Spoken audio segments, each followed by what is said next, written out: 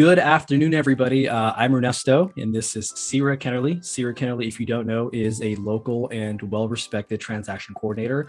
This video is being produced for the Kenny Fast team. So what we're going to do is share this internally. It's going to be a really good resource for anyone who's a newer agent and has questions about what you do from a document perspective anytime you're in a new contract. And then Ceara is the person behind the scenes that kind of makes the magic work to make sure that this all goes along seamlessly. And so the benefit really is twofold. So Ceara can minimize the amount of kind of repetitive explanation of this process as we onboard new agents. And as a newer agent, you can learn to be a little bit more independent and kind of guide yourself by using the document that she's been so gracious to put together for us.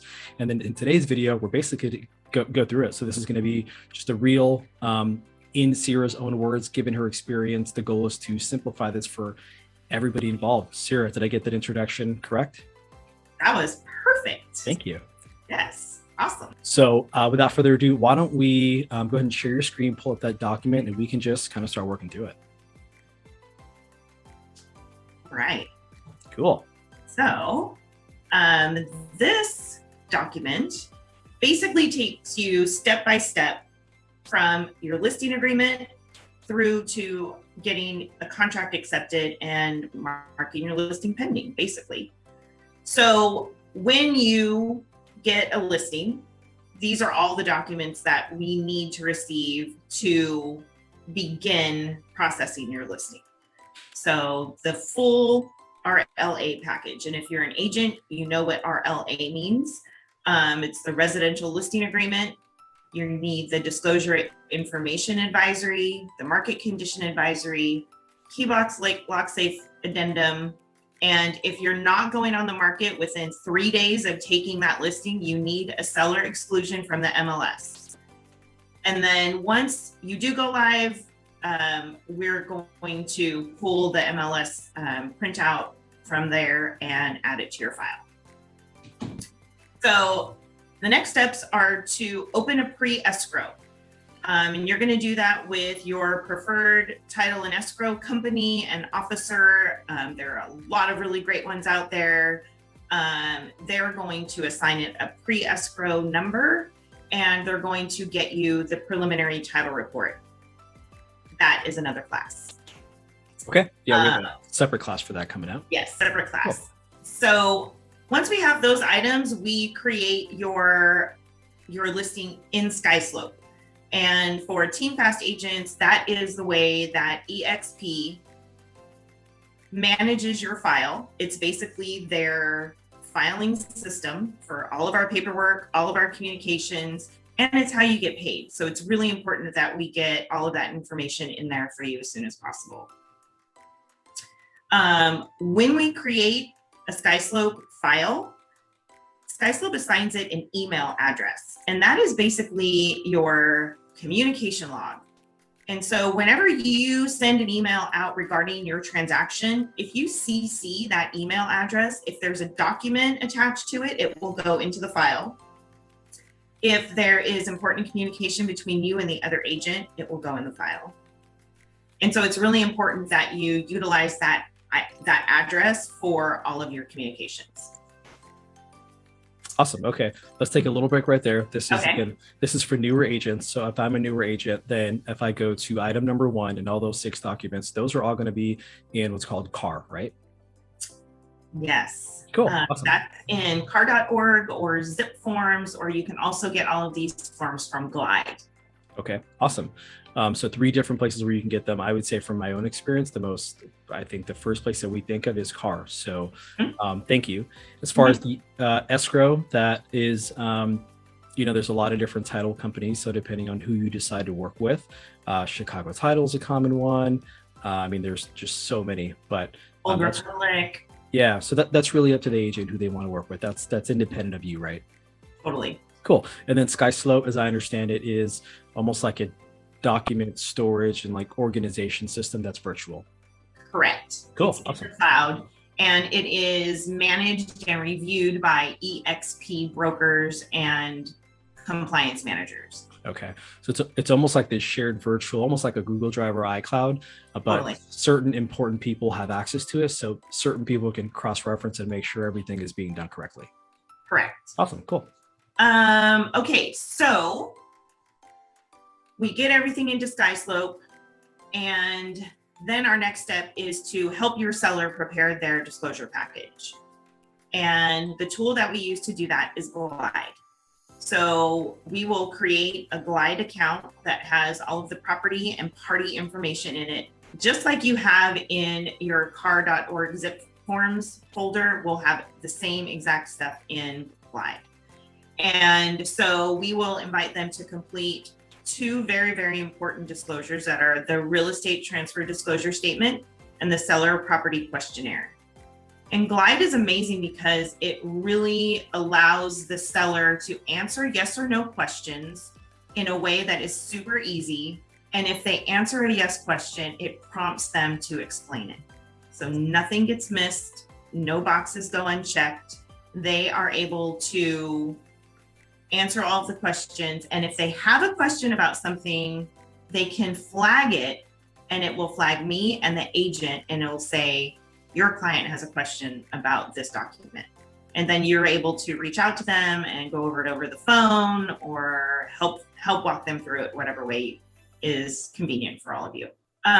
So once all of those forms are completed, so once they've checked all the boxes and filled them all out, they click submit, and then we all get notified that your seller's done complete with their disclosures. And so we package them up, and then we send them all out for digital signatures, electronic signatures, and wait for those to come back. Then we order your natural hazard report. We also order that through Glide, and we need the escrow number in order to do that. So that's why it's important to order the Pre Escrow ahead of time, so that there's time to get all of that information so that we can keep things moving. As a listing agent, at this point, you want to determine which inspections you're going to order. You might order a home, termite, a roof, sewer lateral. You might need a property survey where they need to mark the actual corners of the property. There's all kinds of different inspections you might do. So once we have all the inspections and we have all of the disclosures signed by the sellers, we package everything up and we make it all nice, and we put it in Disclosures.io, or Homelight as they're called now. And that makes the disclosure package available to be viewed and downloaded by other agents or other interested parties. So it creates a link to this disclosure package that you can then add to your MLS listing, and make it really convenient for everyone to access the information that they need about this property, and hopefully you get some really good offers. So I want to say too that Homelight and DIO is a great place to receive offers as well. It's very organized. It makes a nice presentation to your seller. Whatever documents your potential buyers or buyer agents upload into their offer are available for me to go and grab. So it makes it like a really convenient place for us to also share documents between parties. So that's something that I would highly recommend, is when you are accepting or reviewing offers, you have them submit them through DIO or Homelight. Cool. Yeah, I recently had a listing and used Disclosures.io. It was super simple. It makes, we as buyers agents, it is the easiest way to just quickly go through all the disclosures. And then on the listing side, you can see who has, how many people have downloaded the packet. You'll have their contact information, so you can follow up with them if need be. So I love Disclosures.io. For inspections, those are never mandatory, right? Right. Those inspections are purely voluntary, and they would be provided to potential buyers. But if you don't want to do any inspections, or your seller doesn't want to do any inspections, they don't have to. They can leave that to the buyer to do. But if you want shorter inspection contingency periods, then it's a good idea to just have those on hand and make them available. Cool. Awesome. Thank you. So now you have received a bunch of offers, and you've gone over them with your seller, and your seller's chosen an offer that is best suited for them. And now you have a ratified purchase contract.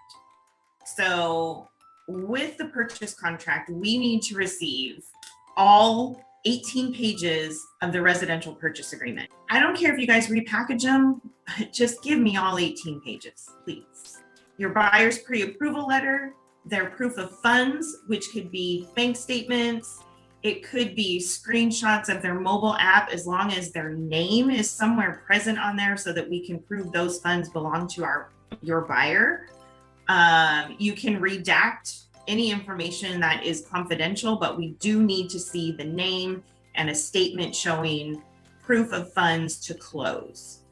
You will also want to provide your TC at some point early on in the transaction what your splits are with your team leader, if there are any referrals, or if you have any other agents who are working the transaction with you who are entitled to a portion of the commission. We want to make sure we get all that right off the top.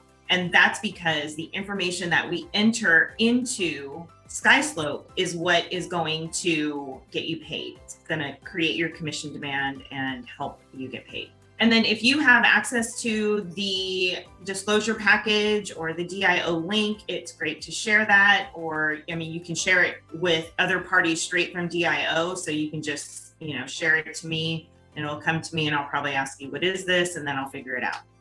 Then we prepare what's called a transaction summary. And it basically is just a list of all parties, your contractual timeframes that come straight out of your contract and any counteroffers, and all of the terms, everything that you've agreed to within the contract on one sheet, and it goes out to everybody. That way everybody is aware and is in agreement on what we all agreed to. So then we enter all of the timelines into our Google Calendar, and we use those to follow up with the parties on this contract. We put all the documents into SkySlope, and then we just begin the process of following up according to our contractual timelines. So the first really important timeline is the deposit, the buyer's earnest money deposit. So that's usually within 3 days of the contract. So we want to make sure that gets in. And then we want to know if anyone's doing any inspections, because if they're doing inspections, then I want the agents to do their avid. When we represent the listing side, it's not as much of a problem because usually we have that done with the disclosure package. But when you are the buyer's agent, you need to do your avid as soon as practically possible, like as soon as possible. You would be a brilliant agent if you did your avid doing your first visit to the property. Just do a voice recording of what you see in the property. It will save you so much time later on. Trust me, do your avid. And if you don't do it then, do it at the inspection time. The appraiser is going to contact the listing agent for access to the property. So you want to make sure that that's all squared away, and just follow up with your lender and the appraiser about scheduling and getting that in back on time. And then your inspection contingency, that's kind of the longer one usually, or sometimes it's waived depending on if disclosures were available. But this is a time where you might receive requests for repairs. You might follow up on requests for repairs. You might negotiate some sort of credits. That's the time for all of that to be going on. And then you should, at this point, about 2 weeks into your contract, be looking to remove all contingencies, be working with your lender to get loan docs into title, working with your title and escrow officers to get your parties to sign their closing documents. And all while you're doing all of that, we are your TC team working with the other parties to make sure that our file is complete. So we are just playing this game constantly back and forth of, did you send me this? Do you have that? Is this signed? Is that signed? So while you guys are negotiating like big ticket items, we're over here just making sure everything's ready to go for closing so that we can close out with a nice clean file. And then one of the last things you're going to do with your buyers is you should be planning to attend their signing with them. I know we're in a pandemic and things are a little bit different right now, but you should at least be available in case they have any questions. And then you're going to do a final walkthrough with them, and you're going to make sure that the property is in the condition it was promised to be in, which is either the same or better than when they first saw the property. So you're going to do a verification of property condition, sign off on that, and then that's going to be it. We're just going to wait for title to send us all the email that confirms we're on record, and that's it. We're done. On to the next. Cool. So just to backtrack a little bit, the very first page that had like 10 items, that's what you prepare in anticipation for a listing if you're representing a seller.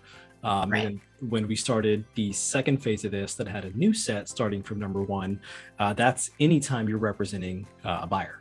Pretty much, yeah. Cool. Anytime you're representing the buyer. So this page is basically once you're in a purchase contract, you're going to do all those things. And then these are all the things you're going to continue doing through the purchase contract and then finally closing. Cool. This was great. I know this answers a lot of questions. I think if you are going to a listing appointment or your seller is kind of asking that you explain what happens and when, this is a really, really good resource for that. When you're representing buyers, they're going to have a lot of questions, especially if you're a newer agent and you haven't done a lot of this. This is a great checklist for people to just refer back to, go through this document. So we'll have this document, we'll make it available. You'll be able to watch this video. And I think for me, this illustrates the importance of using a transaction coordinator. I will never, ever do a transaction without one because there's a lot. There's a lot of documents to understand. Sometimes the documents change according to the state of California guidelines. You may not know what they are, when they change, etc. It is completely, I think, always in your best interest to use a transaction coordinator like you to just make this process super easy to make sure it gets done correctly and on time. Thank you. Cool. Awesome.